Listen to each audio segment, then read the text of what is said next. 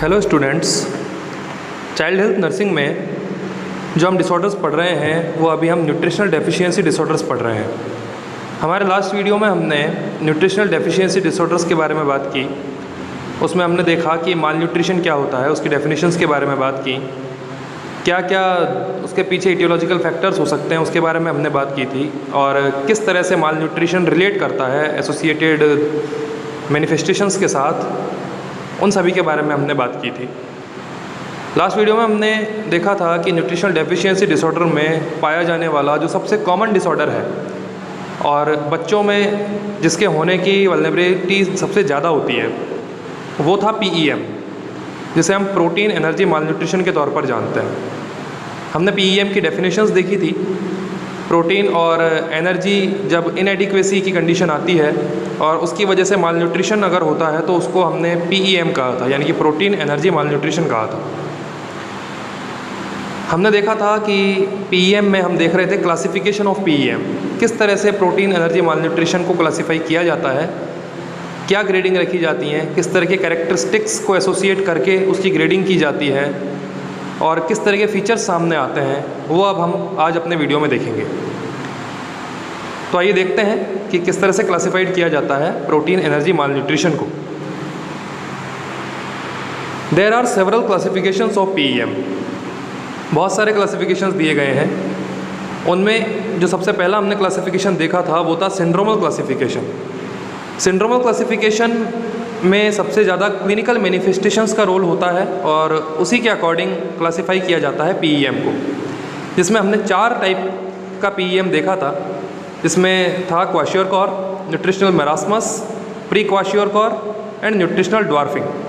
ये चारों ही सिंड्रोमल क्लासिफिकेशन में आते हैं और PEM की रेंज को बताते हैं। इसमें हम आगे देखते हैं इंडियन एकेडमी ऑफ पीडियाट्रिक्स के द्वारा भी प्रोटीन एनर्जी माल न्यूट्रिशन को क्लासिफाइड किया गया है। इसमें मेनली बच्चे की एज के आधार पर उसका वेट कितना होना चाहिए, ये मैं आपको ग्रोथ एंड डेवलपमेंटल जो आपकी यूनिट है उसमें बता चुका हूँ कि किस तरह से एज के आधार पर बच्चे का वेट जो है वो बढ़ता है, और उसी को इंडियन एकेडमी ऑफ पीडियाट्रिक्स ने आधार माना है कि बच्चे की आयु के आधार पर उसका वजन कितना होना चाहिए और वर्तमान में कितना है, उस आधार पर प्रोटीन एनर्जी माल न्यूट्रिशन को क्लासीफाई किया गया है। तो आइए देखते हैं इंडियन एकेडमी ऑफ पीडियाट्रिक्स के द्वारा किस तरह से PEM को क्लासिफाइड किया गया है। When the child is having weight more than 80% of expected weight for age considered as normal। यदि बच्चा अपनी एज के आधार पर जो उसका वेट होना चाहिए, मतलब कि जो उसकी आयु है, आज प्रेजेंट में उसकी आयु जो है और उसके आधार पर कितना वेट उसका होना चाहिए, यदि उसका 80% वेट भी अगर वो एक्सपेक्ट करता है, यानी कि उसका वजन यदि 10 किलो होना चाहिए और यदि वो 8 किलो भी अभी प्रेजेंट में अपना वेट रखता है, तो इंडियन एकेडमी ऑफ पीडियाट्रिक्स के द्वारा उसे नॉर्मल कहा जाता है कि टोटल में से 80% वेट अगर उसका है तो उसे नॉर्मल कहा जाएगा। The grade of malnutrition is described as follows. और इसमें ग्रेडिंग सिस्टम के द्वारा PEM को परिभाषित किया गया है, क्लासीफाई किया गया है। आइए देखते हैं कि किस तरह से ग्रेडिंग के अकॉर्डिंग PEM को क्लासीफाइड किया जाता है इंडियन एकेडमी ऑफ पीडियाट्रिक्स के द्वारा। ग्रेड फर्स्ट में हम रखते हैं between 71 to 80% of expected weight for age. एक बच्चे की आयु के आधार पर जो उसका वजन होना चाहिए, यदि उसमें से उसका वजन 71 से 80% भी यदि प्रेजेंट में है तो उसे ग्रेड फर्स्ट का PEM कहा जाएगा। ग्रेड सेकंड में between 61 to 70% of expected weight for age. आयु के आधार पर बच्चे का वजन जो कि औसत होना चाहिए उसका यदि 61 से 70% है वर्तमान में, तो उसे ग्रेड सेकंड का PEM क्लासिफाइड किया जाता है। ग्रेड थर्ड की हम बात करें between 51 to 60% of expected weight for age. यदि बच्चे का वजन उसकी आयु के आधार पर 51 से 60% यदि है तो उसे ग्रेड थर्ड का PEM कहा जाता है। और ग्रेड फोर्थ में 50% और less of expected weight for as.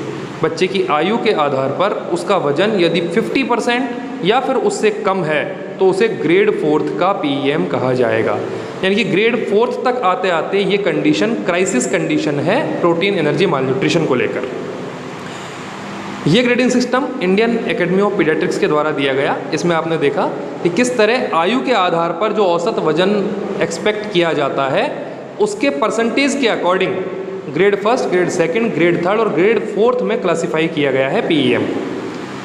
Next जो क्लासिफिकेशन दिया गया है पीईएम का वो है गोमेज क्लासिफिकेशन। गोमेज ने भी पीईएम को क्लासिफाइड किया, बस यहाँ अंतर ये था कि इंडियन एकेडमी ऑफ पीडियाट्रिक्स ने 80% वेट को नॉर्मल कंसिडर किया था, लेकिन गोमेज क्लासिफिकेशन जो कि एक इंटरनेशनल क्लासिफिकेशन है इसमें 90% वेट जो है एज के अकॉर्डिंग उसे नॉर्मल बताया गया है। यानी कि इंडियन एकेडमी ऑफ पीडियाट्रिक्स के आधार पर 80% नॉर्मल है और गोमेज क्लासिफिकेशन के आधार पर 90% is the considered weight age normal. It is an international classification that takes a weight of more than 90% of expected for that age as normal। यह एक अंतर्राष्ट्रीय क्लासिफिकेशन है जिसमें कि बच्चे की आयु के आधार पर उसका वेट का 90% यदि है तो उसे नॉर्मल कहा जाता है। The grade of malnutrition are as follows. Gomez classification के द्वारा मालन्यूट्रिशन की ग्रेडिंग किस तरह से दी गई है, इसमें भी ग्रेडिंग सिस्टम में ही बांटा है, बस यहाँ अंतर यह है कि यह 90% वेट को नॉर्मल कहा गया है। तो देखिए ग्रेड फर्स्ट में गोमेज क्लासिफिकेशन में किस वेट को माना जाता है, between 75 to 90% of expected weight for age.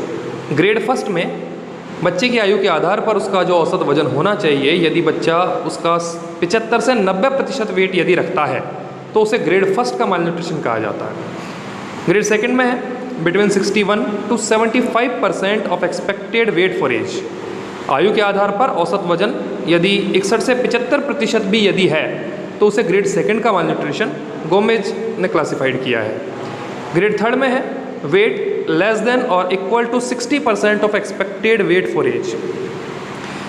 Gomez classification में ग्रेड थर्ड में उस वजन को माना गया है जो कि बच्चे की आयु के आधार पर उसका 60% यदि हो या फिर उससे कम यदि होता है तो उसे ग्रेड थर्ड का मालन्यूट्रिशन कहा जाता है। यानी कि गोमेज क्लासिफिकेशन के आधार पर जो पीईएम की सीवियर कंडीशन है वो बच्चे की एज के आधार पर जो उसका वजन होना चाहिए उसका 60% या फिर उससे कम यदि होगा तो वो बहुत ज़्यादा सीवियर कंडीशन का पीईएम गोमेज ने क्लासिफाइड किया है। इसके बाद जो क्लासिफिकेशन दिया गया है वो दिया है वर्ल्ड हेल्थ ऑर्गेनाइजेशन WHO। इन्होंने 3 तरह के टर्म के आधार पर क्लासिफाइड किया है PEM.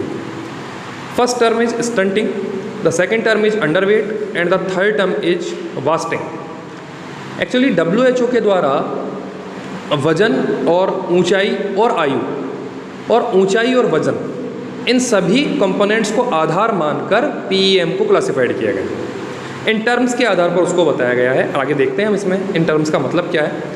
WHO recommends 3 term.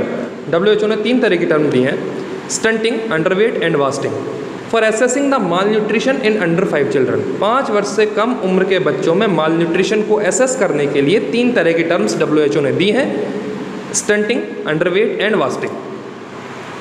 Stunting का मतलब क्या है वो हम देखेंगे। A child below the standard value for median height for as.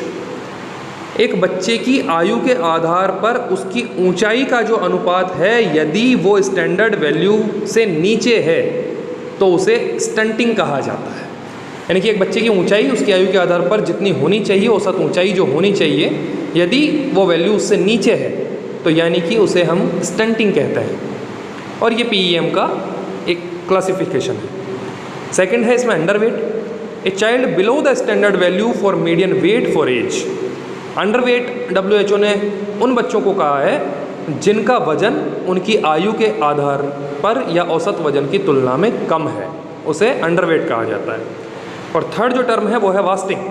A child below the standard value for median weight for height. Wasting में हम देखते हैं कि बच्चे की जो हाइट है उसके आधार पर उसका वजन यदि स्टैंडर्ड वैल्यू से कम है तो उसे हम वास्टिंग कहते हैं।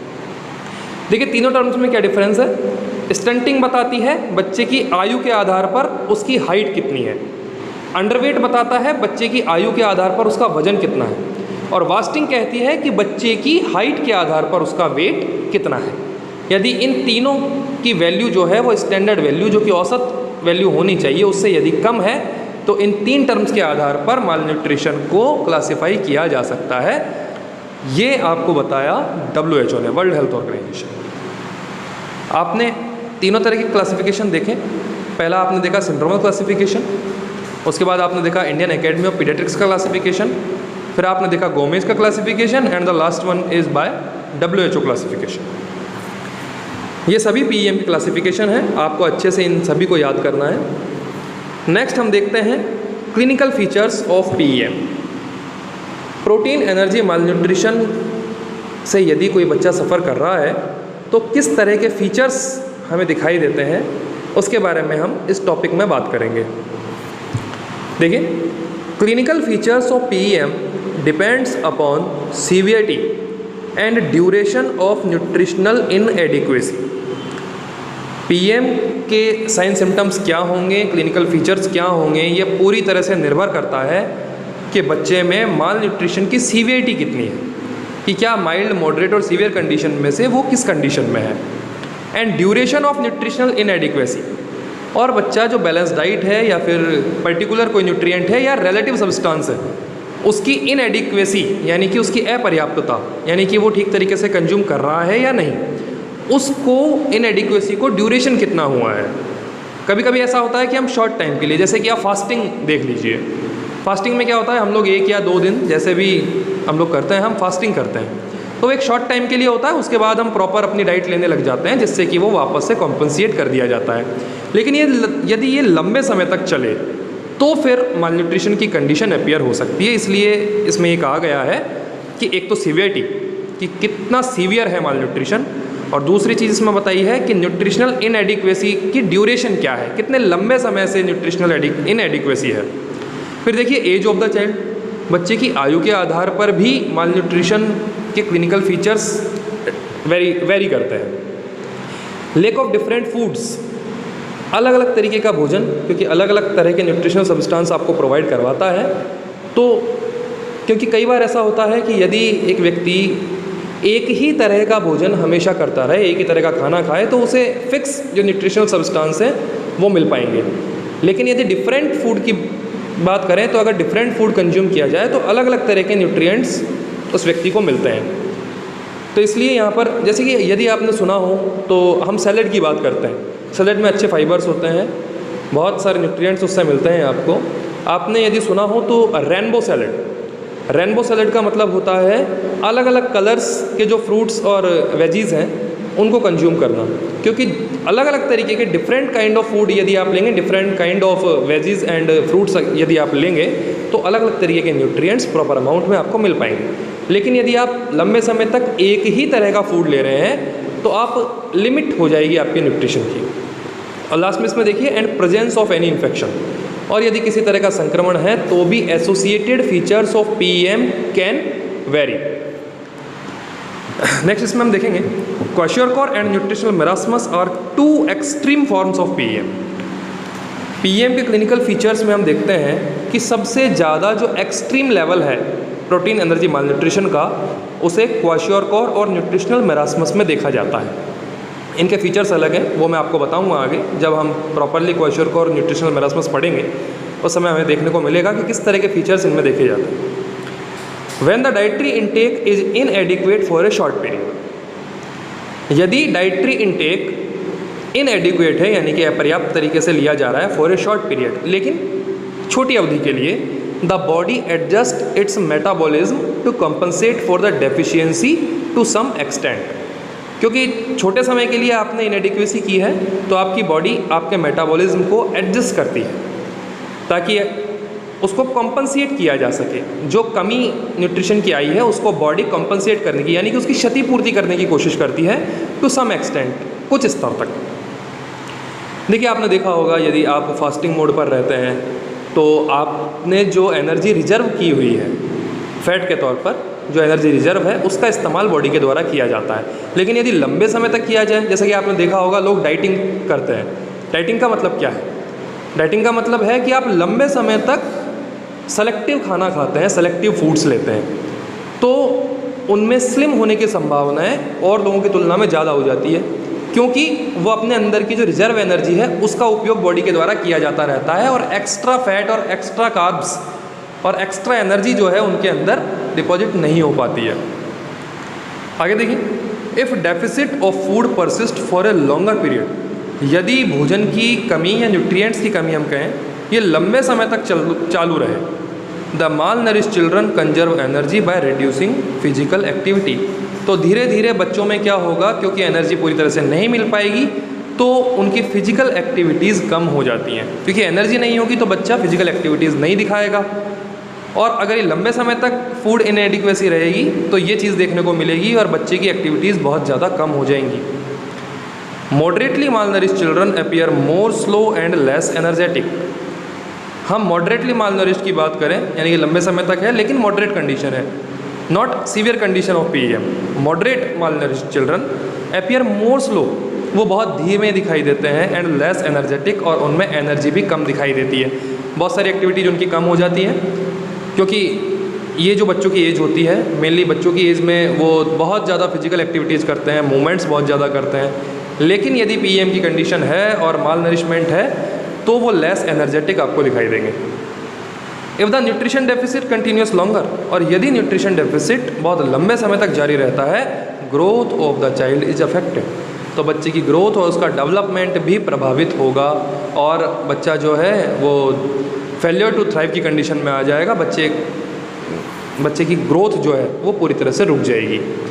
तो आज के वीडियो में हमने क्लासिफिकेशंस की बात की, जिसमें सिंड्रोमल क्लासिफिकेशन देखा, पीएम का इंडियन एकेडमी ऑफ पीडियाट्रिक्स के द्वारा दिया गया क्लासिफिकेशन देखा, गोमेज का क्लासिफिकेशन देखा और WHO का क्लासिफिकेशन देखा। सभी में अलग अलग तरीके से पीएम को क्लासिफाइड किया गया। क्लिनिकल फीचर्स में हमने देखा कि किस तरह से डिपेंड करता है सीवीआईटी पर, ड्यूरेशन पर, बच्चे की आयु के आधार पर, अलग अलग तरीके के फूड को कंज्यूम करने के आधार पर और किसी भी इन्फेक्शन की प्रेजेंस के आधार पर। नेक्स्ट वीडियो में हम जो क्लासिफिकेशन है, सिंड्रोमल क्लासिफिकेशन है, उसके बारे में पढ़ेंगे, उनके क्लिनिकल फीचर्स और उनके मैनेजमेंट के बारे में भी पढ़ेंगे। तब तक के लिए थैंक्स।